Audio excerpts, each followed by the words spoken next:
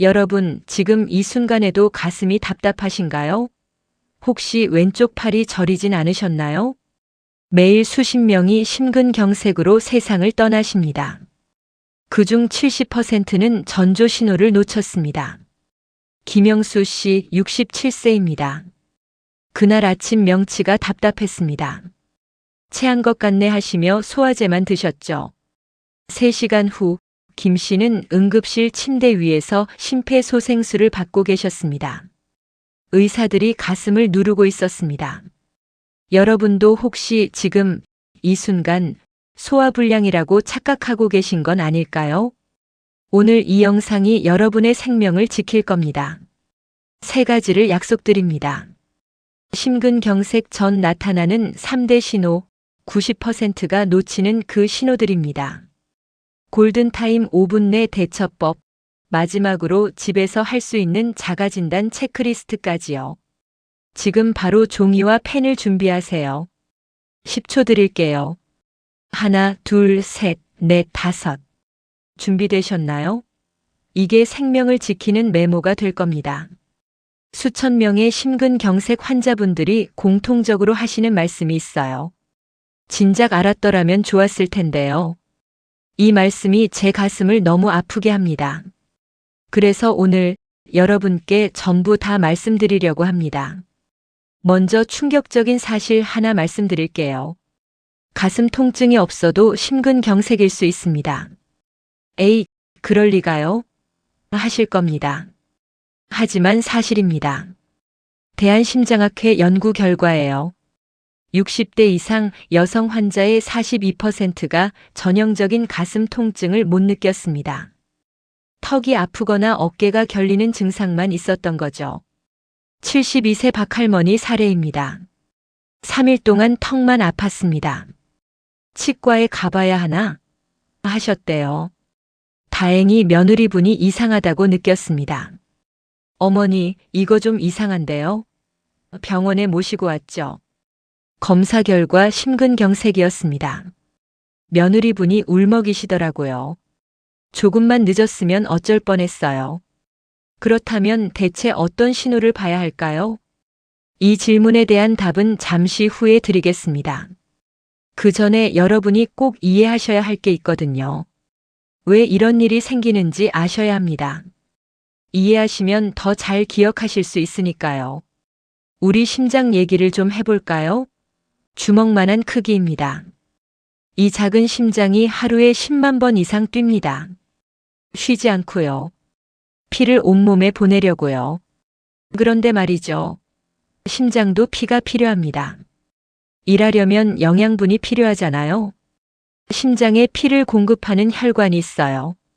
관상동맥이라고 부릅니다. 심장을 왕관처럼 둘러싸고 있어서 붙은 이름이에요.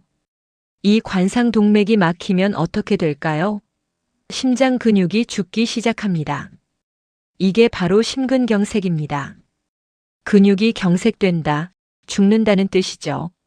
문제는 시간입니다. 혈관이 막힌 순간부터 근육이 죽어가기 시작해요.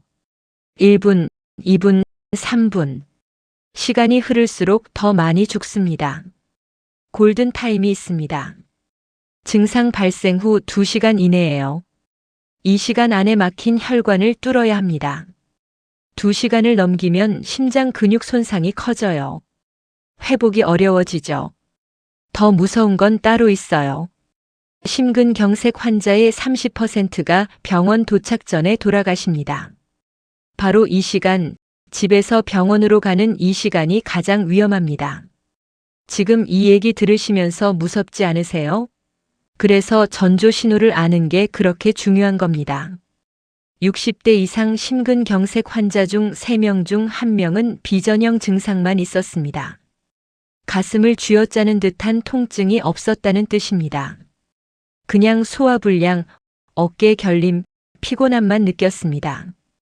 그럼 저도 그런 거 아닐까요? 걱정되시죠? 하지만 여기서 포기하시면 안 됩니다. 지금부터 알려드릴 신호들을 알면 여러분과 가족의 생명을 지킬 수 있어요. 아는 것이 힘입니다. 자, 톤을 좀 바꿔볼게요. 무서운 얘기는 여기까지입니다. 이제부터는 구체적으로 어떻게 알아채고 어떻게 대처하는지 알려드릴게요. 혈관이 막히는 과정을 이해하시면 좋습니다. 증상이 왜 나타나는지 아시면 더 잘 기억하시고 대처하실 수 있거든요. 관상동맥이 갑자기 막히는 건 아니에요. 오랜 시간에 걸쳐 서서히 좁아집니다. 혈관 벽에 기름기와 염증 물질이 쌓여요.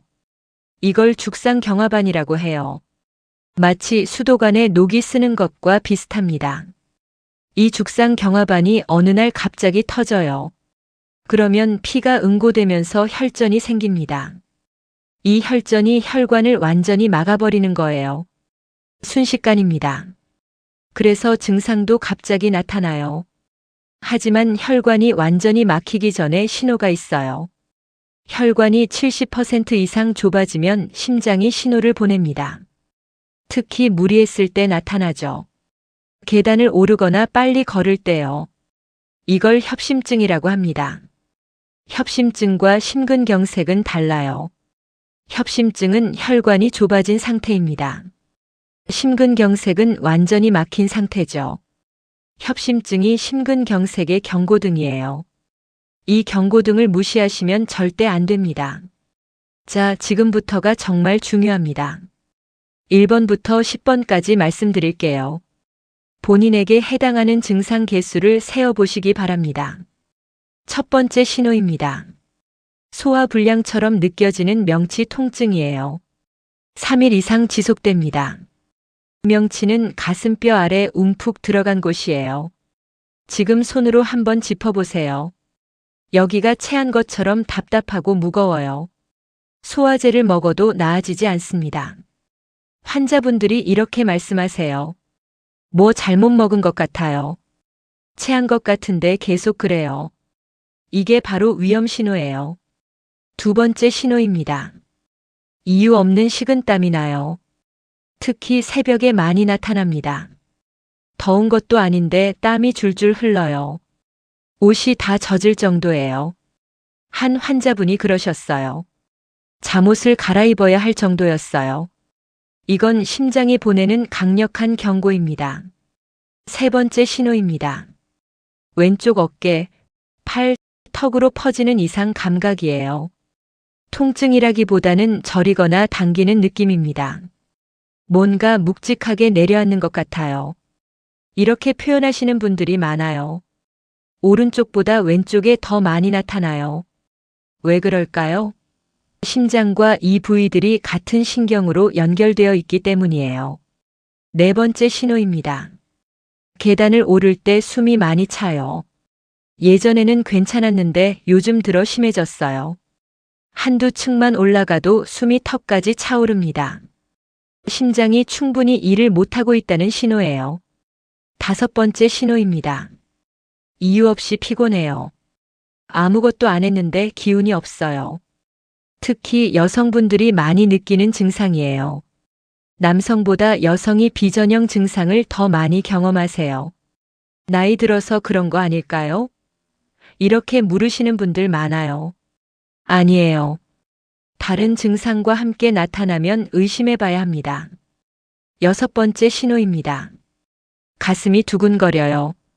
심장이 불규칙하게 뛰어요. 맥이 건너뛰는 것 같아요. 부정맥이 동반될 수 있습니다. 심장이 제대로 기능하지 못하고 있다는 뜻입니다. 일곱 번째 신호입니다. 가슴이 답답해요. 무언가 짓눌리는 느낌이에요.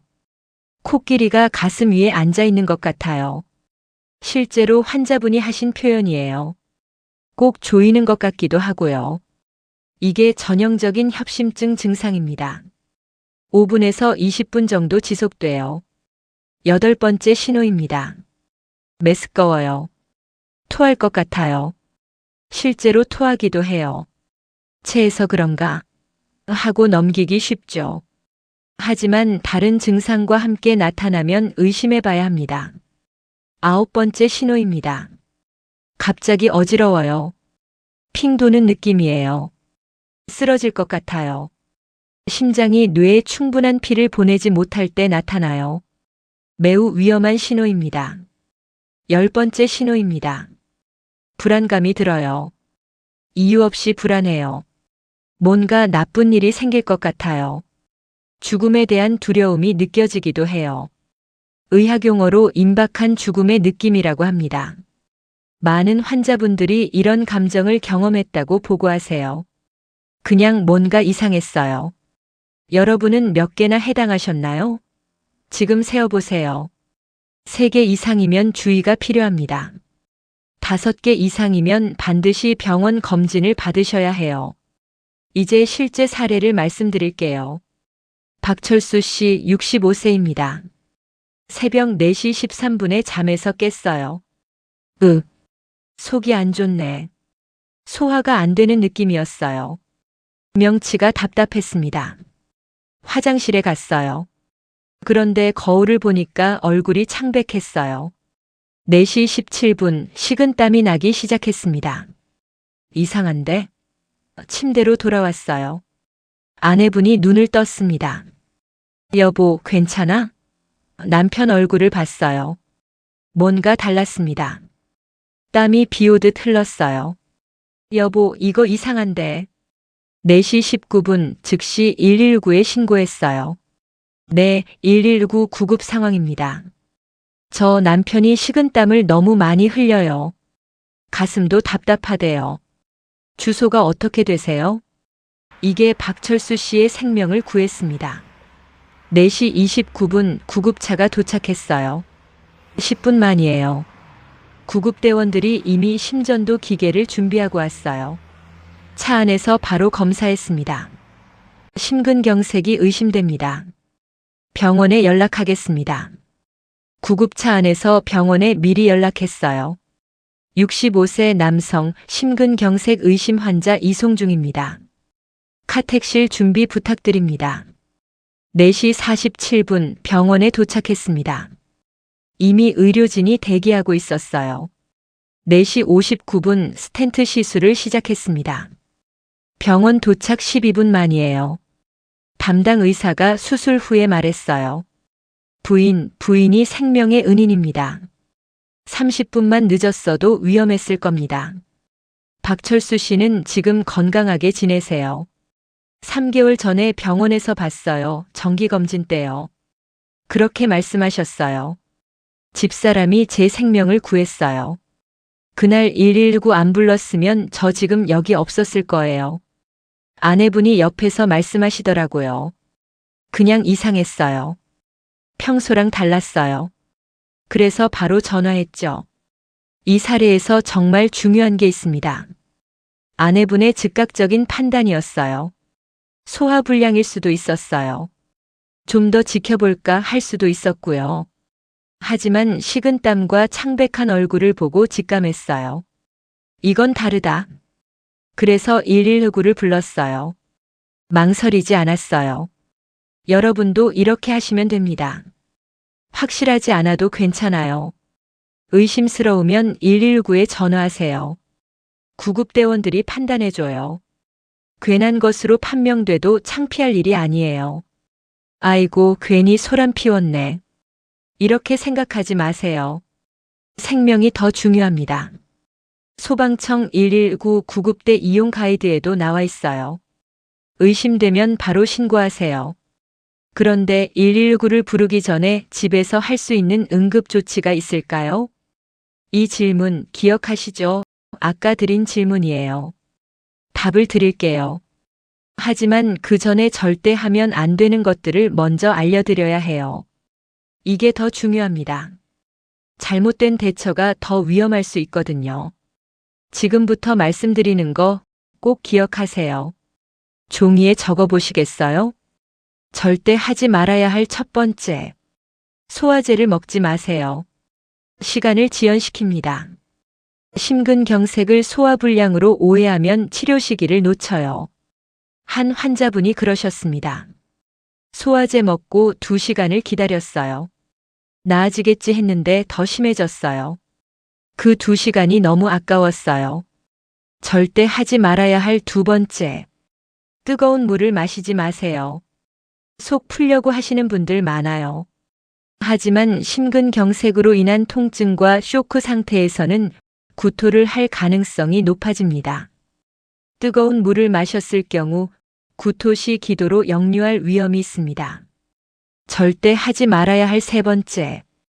혼자 운전해서 병원에 가지 마세요. 내가 운전해서 갈게. 안 됩니다. 운전 중에 의식을 잃을 수 있어요. 2차 사고가 날 수 있습니다.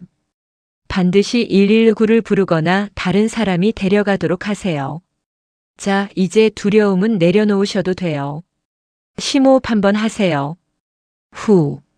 지금부터는 어떻게 대처할 것인가에 집중하시면 돼요. 하나씩 차근차근 따라오시면 됩니다. 골든타임 5분 대처법을 말씀드릴게요. 지금부터 상황극을 해보겠습니다. 여러분이 당사자라고 생각하고 따라와 보세요. 눈 감고 상상해 보세요. 새벽 5시입니다. 명치가 답답해서 잠에서 깼어요. 식은땀이 나요. 왼쪽 팔이 저려요. 자, 지금부터 어떻게 하시겠어요? 첫 1분입니다. 증상을 인지하는 시간이에요. 이건 심상치 않다. 이렇게 판단되면 큰 소리로 가족을 부르는 겁니다. 여보, 아들아, 딸아, 크게요. 혼자 계신가요? 이웃집 초인종을 누르는 게 맞아요. 부끄러워할 일이 아닙니다. 2분 차입니다. 119에 전화하는 겁니다. 핸드폰을 들고 119를 누르면 돼요. 본인이 어렵다면 가족이 전화하면 됩니다. 119 구급 상황입니다. 저 가슴이 아파요. 왼쪽 팔이 저리고 식은땀이 나요. 주소가 어떻게 되세요? 주소를 정확히 말하세요. 아파트면 동과 호수까지요. 구급대원들이 미리 준비합니다. 3분 차입니다. 편안한 자세를 취하세요. 눕지는 마세요. 반쯤 앉은 자세가 좋습니다. 소파에 기대거나 침대 머리를 높이세요. 허리 뒤에 쿠션을 받치세요. 이 자세가 심장에 부담을 덜 줍니다. 4분 차입니다. 평소 복용하던 약을 확인하세요. 아스피린을 복용 중이라면 하나를 씹어 드세요. 삼키지 말고 씹으세요. 단 혈압약이나 항응고제를 먹고 계시다면요? 119 구급대원이 도착하면 그분들에게 물어보세요. 5분 차입니다. 호흡을 유지하세요. 천천히 깊게 숨 쉬세요. 하나 들이마시고, 둘 내쉬고, 당황하지 마세요. 구토가 나올 것 같으면 고개를 옆으로 돌리세요. 기도가 막히는 걸 방지합니다. 가족이 있다면 손을 잡아달라고 하세요. 손 좀 잡아줘. 심리적 안정이 정말 중요합니다. 이제 아스피린에 대해 자세히 말씀드릴게요. 아스피린은 피를 묽게 합니다. 혈전이 더 커지는 걸 막아줘요. 응급 상황에서 의료진이 권장할 수 있어요. 하지만 주의사항이 있습니다. 위궤양이 있으면 안 됩니다. 출혈 위험이 있어요. 아스피린 알레르기가 있으면 안 됩니다. 특히 와파린이나 프라닥사 같은 항응고제를 이미 복용 중이라면 반드시 의사와 상담이 필요합니다. 평소에 아스피린을 집에 준비해 두시는 게 좋아요. 100mg짜리 저용량 아스피린이에요. 약국에서 구입할 수 있습니다. 응급 상황에서 하나를 씹어 드시면 돼요. 삼키지 말고 씹으세요. 흡수가 더 빠르거든요. 지금 잠깐 영상을 멈춰보세요. 이 영상 링크를 가족에게 공유하세요. 가족 모두가 알아야 합니다. 특히 함께 사시는 배우자분, 자녀분들이 꼭 봐야 해요. 지금 바로 핸드폰 메모장을 열어보세요. 심근경색 대처법이라고 제목을 쓰세요.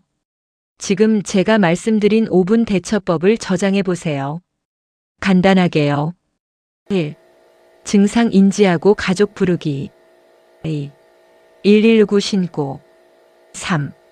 반쯤 앉은 자세. 4. 아스피린 확인. 5. 천천히 호흡. 119 전화번호도 함께 적으세요.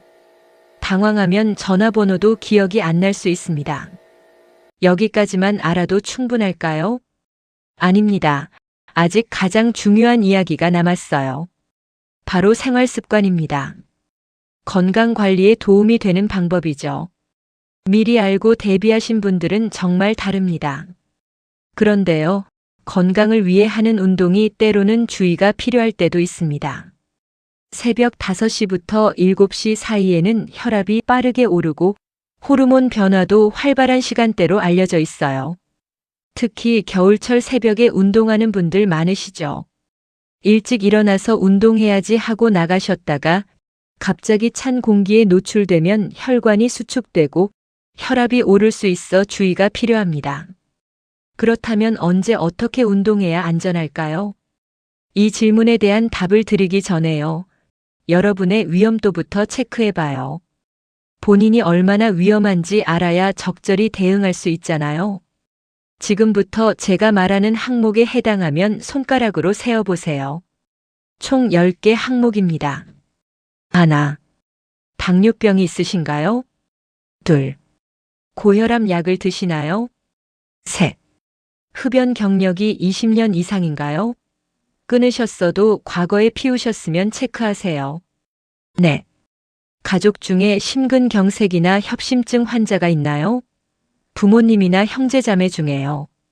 다섯, 비만이신가요? 허리둘레가 남성은 90cm 이상, 여성은 85cm 이상이면 복부비만이에요. 지금 줄자로 한번 재보세요. 여섯, 운동을 거의 안 하시나요? 일주일에 한 번도 안 하시나요?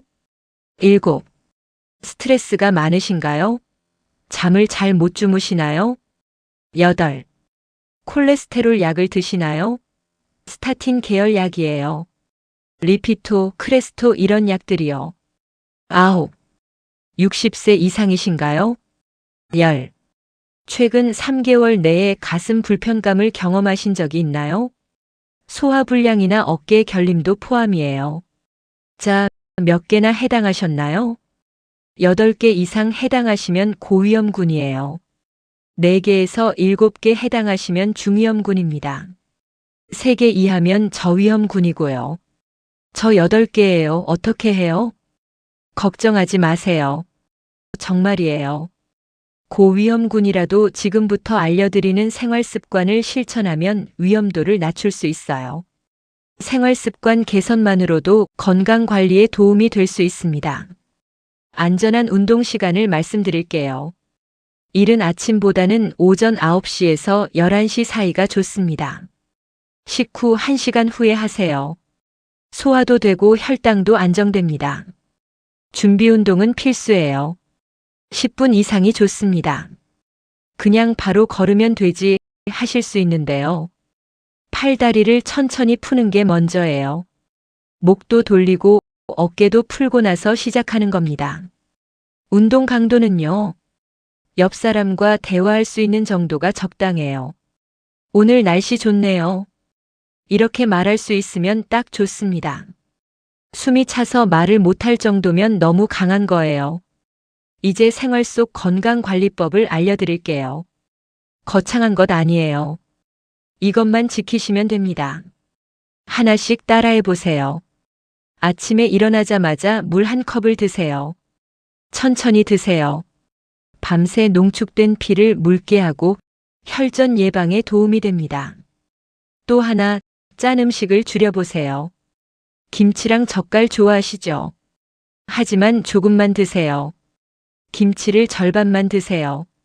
국물은 적게 드시고요.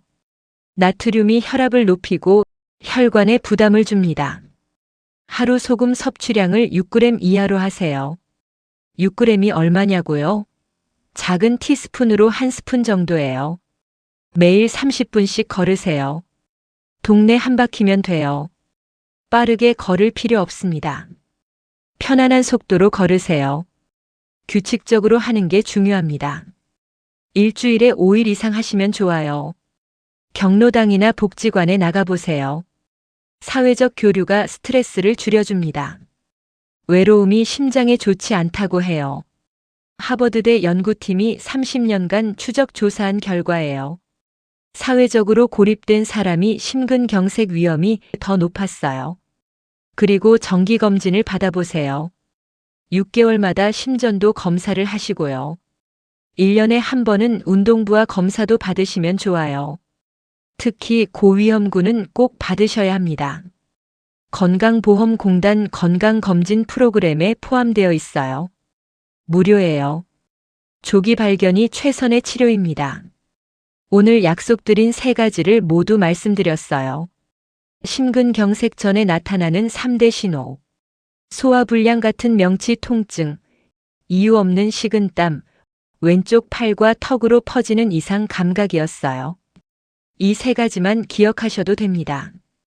골든타임 5분 내 대처법.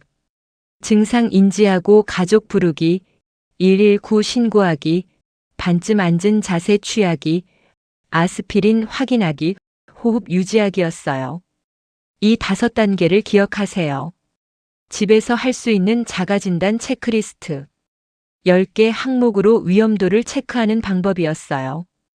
8개 이상이면 고위험군, 4개에서 7개면 중위험군, 3개 이하면 저위험군이에요. 지금 바로 할 수 있는 게 있어요. 가족에게 이 영상을 공유하는 겁니다. 특히 60대 이상 부모님이 계신가요? 꼭 보여드리면 좋겠어요. 함께 사시는 배우자분께도요. 이게 생명을 지키는 일이니까요. 체크리스트는 프린트해서 냉장고에 붙여두면 어떨까요? 누구나 볼 수 있는 곳이 좋아요. 응급 상황에서 당황하지 않으려면 미리 준비하는 게 최선입니다. 다음 달 건강검진 예약하셨나요? 특히 고위험군이라면 필수입니다. 심전도 검사는 꼭 받으시고 운동부와 검사도 받아보세요. 여러분의 생명은 정말 소중합니다. 가족에게요? 더 말할 것도 없죠. 자녀들에게 부모님은 세상에 단 한 분뿐이니까요. 여러분이 건강해야 가족도 행복할 수 있어요. 이 영상을 여기까지 보셨다는 것만으로도 이미 준비는 끝난 겁니다. 자신과 가족을 지킬 준비요. 정보를 아는 것도 힘이지만 실천하는 게 진짜 힘이죠. 오늘부터 시작해 보시는 건 어떨까요? 다음 영상에서는 고혈압 관리법을 다뤄볼게요. 심근경색의 가장 큰 원인이 고혈압이거든요.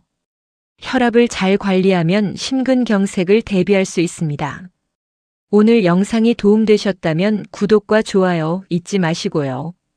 다음 영상에서 또 뵐게요. 건강하세요.